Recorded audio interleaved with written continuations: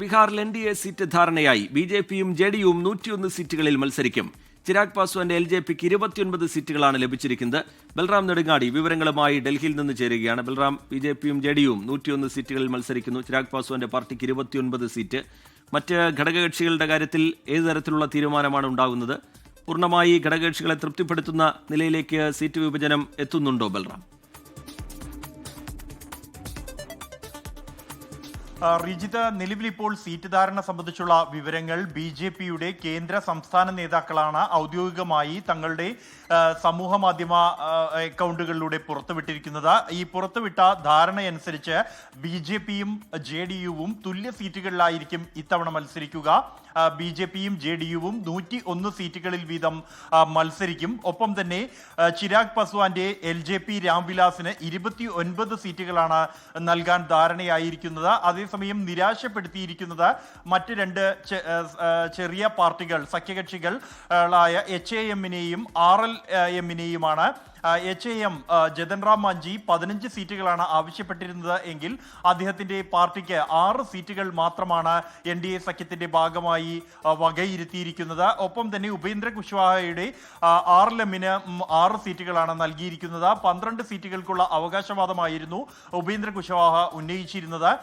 അതിൽ HAM അവസാന ഘട്ടം വരെ 15 സീറ്റുകൾ എന്ന ആവശ്യത്തിൽ ഉറച്ചു നിൽക്കുകയായിരുന്നു. എന്തായാലും ഈ ഔദ്യോഗികമായി BJP നേതാക്കൾ ഈ പ്രഖ്യാപനം നടത്തിയതിന് പിന്നാലെ HAMന്റെ പ്രതികരണം ഇതുവരെയും ലഭ്യമായിട്ടില്ല. അതേസമയം ഈ പ്രഖ്യാപനത്തെ സ്വാഗതം ചെയ്തിരിക്കുകയാണ് ചിരാഗ് പാസ്വാൻ.